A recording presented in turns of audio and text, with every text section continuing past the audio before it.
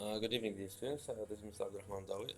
This is going to be the first video for a series of videos that's going to be released over time as we progress in this academic year, and I hope that this video is going to be use of you to handle what's going to come in the next tomorrow's exam, inshallah. The problems handled in this small video was part of your examination in October, and I'm going to start by solving this first problem. That is handling the using of the Pythagoras theorem theory in the 3D concept. This problem saying that this is a cuboid, and then this cuboid has these dimensions, as you can see. It has a measurement of 2 meter, 1.5 meter, 1.7 meter. And he's asking you to find the length of the diagonal EC. So when I think about the diagonal EC, he's talking about this one here, the diagonal EC. He wants to know the length of this one. Okay. So how you can solve it? First, you need to, as I said, you need to simplify the 3D shape into a 2D shape that can be using the Pythagoras theorem rules. So when I look at the base of this cuboid, when I look at it from the top, I will notice that this is representing EG, and this is part of the puzzle that you need to find out. EF. I need to know the EG right now. So since I'm dealing with EG, I'm just gonna focus on this triangle, and I will call it EG. What do I know about this triangle? You notice that the EH was given to you. It's representing 2 meters, and the HD is representing 1.5 meter. Okay. So when you're trying to find the EG, you will use the Pythagoras theorem saying that EG squared, since this is a right angle, I can apply the Pythagoras theorem, which is suggesting the idea that the square of the hypotenuse is equal to the summation of the square of the other two sides, which is the square of EH plus the square of HG.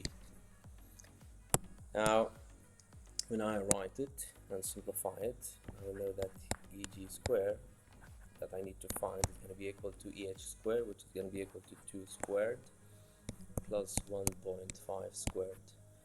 EG squared is going to be equal to 4 plus 2.25, which is going to be equal to 6.25. This is the EG squared. Now when you're trying to find EG by itself, it's going to be the square root of 6.25, which is going to be equal to 2.5 meter. This is the first part of how to solve this one. Since now I know the 2.5, this is representing what? Representing this line here.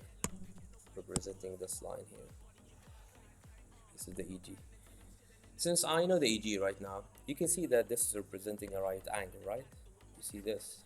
This is representing, just use the other sketching tool. This is representing a right angle, as you can see. And I can use the dimension that I discovered, the EG, to find out the EC, since I already know, because I know this, and I know that this is equal to, we say that this is equal to 2.5, it's going to be equal to 2.5. So I know the 2.5, I know the 1.7, so I can discover the EC, which is the requesting of this problem. So the EC now, I'm going to use this triangle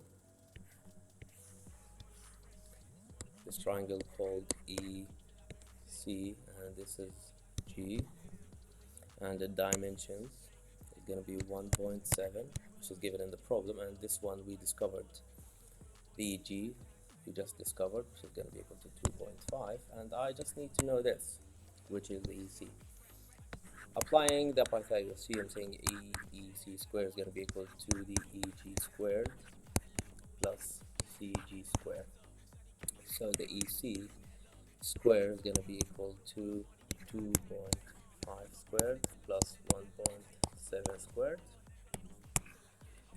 Means that the EG, or the EC, sorry, which I'm trying to find, E squared is going to be equal to 2.5 squared, which is gonna be equal to 6.25 plus 1.7, which is gonna be equal to 2.89.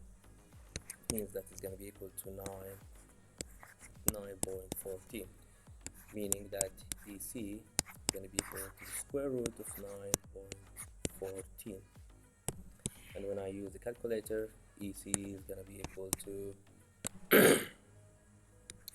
EC is gonna be equal to 3.02 meter.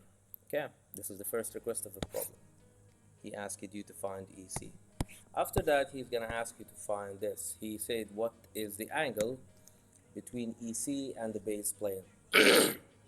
So when I talk about the base plane, this is the base plane, the ground, the bottom part here. So it means that he's asking me basically to find this angle here, the theta, okay?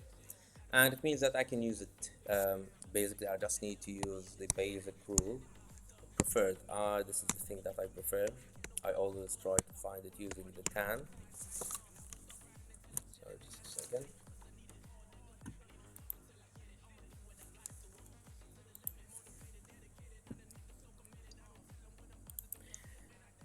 So using the tan rule, I know that the tan theta is going to be equal to what? To the opposite over adjacent. And since tan theta equal to the opposite is equal to 1.7 and adjacent is equal to 0.75, sorry. It means that the theta is going to be equal to the tan inverse of 1.7 over 2.5.